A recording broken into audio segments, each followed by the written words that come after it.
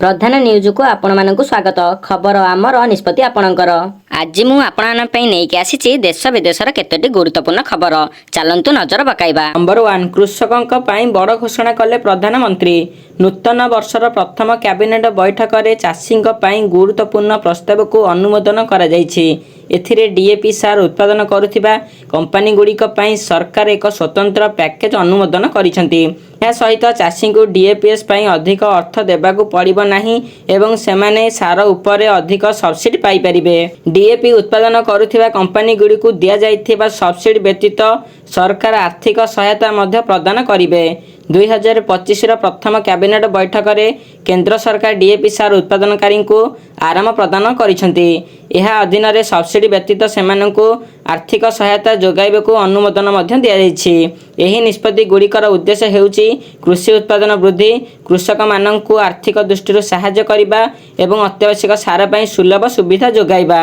केंद्र कैबिनेटर आउ एक निष्पत्ति मध्य आसीछि जेउथरे कृषक मानक पई बीमा योजना को अधिक आकर्षण करने को प्रस्ताव अनुमोदन करा जायछि। फसल बीमा योजना को सरल करने को एहार नियम एवं नियमावली रे संशोधन करा जिवो। एहा सहित फसल सस्ता दर रे एवं सहज नियम अनुसार बीमाभुक्त हेबा पई व्यवस्था करा जिवो। 2025 वर्षर प्रथम केंद्र कैबिनेट बैठक प्रधानमंत्री नरेंद्र मोदी अध्यक्षता रे अनुष्ठित होइथिला जेउथिरे प्रमुख निष्पत्ति निया जाइथिला। एथिरे डीएपी उपरे सब्सिडी वृद्धि पई निष्पत्ति निया जाइछि। एही पैकेज एक वर्ष पई प्रयोज्य हेबो जथा 31 डिसेम्बर 2025 पर्यंत यह उपलब्ध हो पारिबो। डीएपी सार उत्पादनकारी को आर्थिक सहायता प्रदान करने को सरकार यही पैकेज अनुमोदन करिसेंति एवं कच्चा मालर मूल्य वृद्धि पई यही निष्पत्ति कार्यकारी हेउछि। नंबर 2 आयुष्मान भारत योजना रे महिला को मिलिबो 10 लाखर बीमा सुविधा। आयुष्मान भारत योजना रे महिला को 10 लाखर बीमा सुविधा मिलिबो एने सूचना देइछंती स्वास्थ्य मंत्री मुकेश महालिंग। ई-केवाईसी डाटाबेस को आधार करी कार्ड दिया जिवो। जे मानकर ई-केवाईसी होई नाही सेमानक ना को सरकार विचार को नेबे। 1 कोटी परिवार तथ्य सरकारक पाखरे रहिछि। फेब्रुआरी रु आयुष्मान लागू होइथिबारु बेसी गुरुत्वपूर्ण निकटरे केंद्रीय टीम राज्य सरकारक सह आलोचना करी फेरिछंती। प्रति परिवारर पुरुषों को 5 लाख महिला को 10 लाख बीमा मिलिबो। 30,000 हॉस्पिटल रे एही सुविधा मिलिबो बोली कहिसंती स्वास्थ्य मंत्री। नंबर 3 सस्ता हैला एलपीजी सिलिंडर दाम। नुआ वर्ष रे ग्राहकक पई खुशी खबर कमिला एलपीजी गैस सिलिंडर दर। आज ठारो अर्थात जनवरी 1 तारिख 19 किलोग्राम व्यावसायिक एलपीजी सिलिंडर दर कमिछि। एलपीजी सिलिंडर मूल्य 14.50 टंका ह्रास पाइछि। तेबे घरोई सिलिंडर दर पूर्व भली अपरिवर्तित रहिछि। नुआ दर लागू हेबा पर दिल्लीर व्यावसायिक एलपीजी सिलिंडर दाम 1818.50 टंका रु 1804 टंका रहिछि। सेहीपरि कोलकाता रे सिलिंडर दाम 1911 टंका को रहिछि जहाँ पूर्वर एहार दाम 1927 टंका थिला। मुंबई रे पूर्वर 1771 टंका थिला एबे एहार मूल्य 1756 टंका को रहिछि। चेन्नई रे सिलिंडर दाम 1966 को ह्रास पाइछि। पूर्वर एहार दाम 1980.50 टंका थिला। केवल होटेल ढाबा तथा अन्य खाद्य प्रस्तुतिकारी दुकान रे 19 किलोग्राम व्यावसायिक सिलिंडर व्यवहार करा जाय थाए। सेमाने को 14 किलोग्राम घरोई सिलिंडर व्यवहार करने को अनुमति नहीं। सूचना योग्य डिसेम्बर मासरे एलपीजी सिलिंडर दाम बढ़िथिला। कमर्शियल एलपीजी दाम बढ़िथिला। 19 केजी एलपीजी सिलिंडर दाम 16.50 बढ़िथिला। यह पूर्वर नवेम्बर रे मध्य एलपीजी सिलिंडर दाम बढ़िथिला। नंबर 4 आसंता 3 तारिख रे शपथ नेबे नुआ राज्यपाल। आसंता 3 तारिख रे शपथ नेबे नुआ राज्यपाल। ओडिशार 27तम राज्यपाल भावे शपथ नेबे डॉक्टर हरिबाबू कभमपति। आसंता काली भुवनेश्वर रे पहुंचीबे नुआ राज्यपाल। गत डिसेम्बर 27 तारिख रे नुआ राज्यपाल नियुक्त होइथिले कभमपति हरिबाबू। पूर्वरु मिजोराम राज्यपाल थिले हरिबाबू कभमपति। रघुवर दासଙ୍କ इस्तीफा पर हरिबाबू को ओडिशार नुआ राज्यपाल भावे नियुक्ति करा जायछि। से आंध्रार राज्य बीजेपी सभापति थिले। लोकसभा को भी थरे निर्वाचित होइथिले। नंबर 5 जनवरी 15 तारिख सुधा सरिबो ई-केवाईसी। ଜାନୁଆରୀ 15 ତାରିଖ ସୁଦ୍ଧା ସରିବ ଇକ୍ୱାଇସି। ବ୍ୟବସାୟିକ କାରଣରୁ ଯେଉଁମାନେ ଇକ୍ୱାଇସି କରିନାହାନ୍ତି ସେମାନଙ୍କ ପାଖକୁ ବିଭାଗୀୟ ଅଧିକାରୀ ଯାଇ ଇକ୍ୱାଇସି କରାଉଛନ୍ତି। ଅନ୍ୟପଟେ ଯେଉଁମାନେ ବାହାର ରାଜ୍ୟରେ ରହୁଛନ୍ତି ସେମାନଙ୍କ ଇକ୍ୱାଇସି ପାଇଁ ବାହାର ରାଜ୍ୟକୁ ସରକାର ଅଧିକାରୀ ଯିବେ ବୋଲି ମଧ୍ୟ ସୂଚନା ଦେଇଛନ୍ତି ଖାଦ୍ୟ ଯୋଗାଣ ମନ୍ତ୍ରୀ କୃଷ୍ଣଚନ୍ଦ୍ର ପାତ୍ରଙ୍କ ସୂଚନା। ନିକଟରେ ଗୋଆରେ ଥିବା କିଛି ଲୋକଙ୍କ ଇକ୍ୱାଇସି କରାଯାଇଥିବା ସୂଚନା ଦିଆଯାଉଛି। ମନ୍ତ୍ରୀ ତଥ୍ୟ ଦେଇ କହିଛନ୍ତି ସମସ୍ତଙ୍କର ଇକ୍ୱାଇସି କରିବେ ସରକାର। ବର୍ତ୍ତମାନ ସୁଦ୍ଧା 50 ଲକ୍ଷ ହିତାଧିକାରୀ ଇକ୍ୱାଇସି କରିନାହାନ୍ତି। ବର୍ତ୍ତମାନ ସୁଦ୍ଧା 85% ଇକ୍ୱାଇସି ସରିଲାଣି। ବାକି ଆସନ୍ତା 15 ତାରିଖ ସୁଦ୍ଧା ସରିବ ବୋଲି ସୂଚନା ଦେଇଛନ୍ତି ମନ୍ତ୍ରୀ କୃଷ୍ଣଚନ୍ଦ୍ର ପାତ୍ର। ନମ୍ବର 6 ପ୍ରଧାନମନ୍ତ୍ରୀ ଫସଲ ବୀମା ଯୋଜନାର ବ୍ୟୟ ବରାଦ 69,515 କୋଟି ଟଙ୍କାକୁ ବଢ଼ିଲା। ନୂଆବର୍ଷର ପ୍ରଥମ ଦିନରେ ବସିଛି କେନ୍ଦ୍ର କ୍ୟାବିନେଟର ଗୁରୁତ୍ୱପୂର୍ଣ୍ଣ ବୈଠକ। ଏଥିରେ ପ୍ରଧାନମନ୍ତ୍ରୀ ନରେନ୍ଦ୍ର ମୋଦି ଅଧ୍ୟକ୍ଷତା କରିଥିଲେ। ବୈଠକରେ ଦେଶର କୃଷି କ୍ଷେତ୍ରକୁ ନେଇ ବଡ଼ ନିଷ୍ପତ୍ତି ନିଆଯାଇଛି। ଏଥିରେ ଦେଶରେ ଚାଷୀଙ୍କ ପାଇଁ ପ୍ରଧାନମନ୍ତ୍ରୀ ଫସଲ ବୀମା ଯୋଜନାର ବ୍ୟୟ ବରାଦ ବଢ଼ାଯାଇଛି। ଏନେଇ କେନ୍ଦ୍ର ରେଳ ତଥା ସୂଚନା ଓ ପ୍ରଯୁକ୍ତି ବିଦ୍ୟା ମନ୍ତ୍ରୀ ଅଶ୍ୱିନୀ ବୈଷ୍ଣବ ସୂଚନା ଦେଇଛନ୍ତି। ଏବେ ପ୍ରଧାନମନ୍ତ୍ରୀ ଫସଲ ବୀମା ଯୋଜନାର ରାଶିକୁ 69,515 କୋଟି ଟଙ୍କା ପର୍ଯ୍ୟନ୍ତ ବଢ଼ାଯାଇଛି। ଏହା ଆର୍ଥିକ ବର୍ଷ 2025-26 ଯାଏଁ ବଳବତ୍ତର ରହିବ। ଏଥିସହ ଡିଏପି ସାର ଉପରେ ଅତିରିକ୍ତ 3,850 କୋଟି ଟଙ୍କାର ସବସିଡିକୁ ମଞ୍ଜୁରୀ ମିଳିଛି। 50 କେଜି ଡିଏପି ସାର ବ୍ୟାଗର ମୂଲ୍ୟ 1,350 ଟଙ୍କା ରହିବ। ଚାଷୀମାନଙ୍କୁ ଏହା ସବସିଡି ମୂଲ୍ୟରେ ଯୋଗାଇ ଦିଆଯିବ।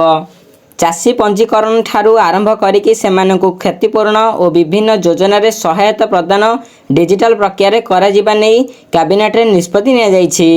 ଏଥିପାଇଁ fund for innovation and technology ବ୍ୟବସ୍ଥାର ବିକାଶ ପାଇଁ 824 କୋଟି ଟଙ୍କାର କର୍ପସ ପାଣ୍ଠିର ବ୍ୟବସ୍ଥା କରାଯିବ। ନମ୍ବର 7 ରୋହିତ ଶର୍ମା ଅବସର ନେବେ। ବର୍ଡର ଗାଭାସ୍କର ଟ୍ରଫି 2024-25 ଖେଳୁଥିବା ଟିମ୍ ଇଣ୍ଡିଆକୁ ମେଲବର୍ଣ୍ଣରେ ଖେଳାଯାଇଥିବା ଚତୁର୍ଥ ଟେଷ୍ଟରେ ପରାଜୟର ସମ୍ମୁଖୀନ ହେବାକୁ ପଡ଼ିଛି। ଏହି ପରାଜୟ ପରେ ଅଧିନାୟକ ରୋହିତ ଶର୍ମାଙ୍କ ଉପରେ ପ୍ରଶ୍ନ ଉଠିଥିଲା। ରୋହିତଙ୍କ ଅଧିନାୟିତ୍ୱରେ ଟିମ୍ ଇଣ୍ଡିଆ କ୍ରମାଗତ ଭାବେ ଟେଷ୍ଟରେ ବିଫଳତା ଦେଖୁଛି। କ୍ୟାପ୍ଟେନସିପ୍ରେ ତାଙ୍କର ଆଉ ସେହି ପୁରୁଣା ଚମକ ନାହିଁ।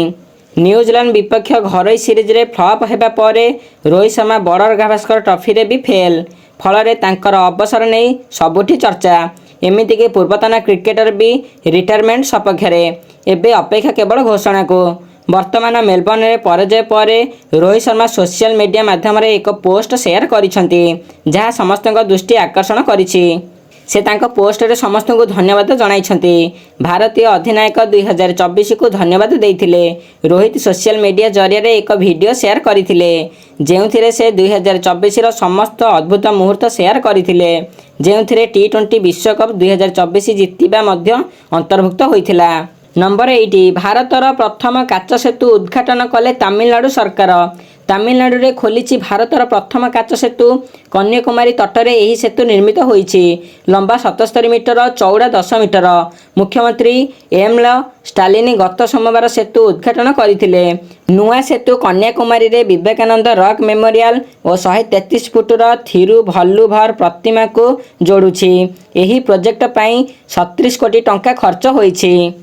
କନ୍ୟାକୁମାରୀର ଟୁରିଜମ ଅଧିକାରୀ କହିଛନ୍ତି କାଚ ସେତୁ ତଳେ ସମୁଦ୍ର ଥିବାରୁ ସେତୁ ଉପରେ ଚାଲିଲେ ଲାଗୁଛି ଯେମିତି ଆମେ ସମୁଦ୍ରରେ ଚାଲୁଛୁ।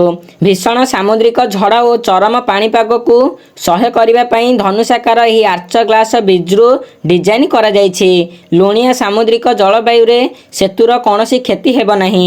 କାଚ ସେତୁ ମାଧ୍ୟମରେ ପର୍ଯ୍ୟଟକମାନେ 2ଟି ସ୍ମାରକ ପର୍ଯ୍ୟନ୍ତ ଚାଲି ଚାଲି ଯାଇପାରିବେ। ଏହି ଆରାମଦାୟକ ବିକଳ୍ପ ଦ୍ୱାରା ଭ୍ରମଣ ସମୟ ହ୍ରାସ ପାଇବ। କାଚ ସେତୁରେ ଚାଲିବା ବେଳେ ଲୋକେ ସମୁଦ୍ର ତଳର ଦୃଶ୍ୟକୁ ମନ ଭରି ଉପଭୋଗ କରିବେ।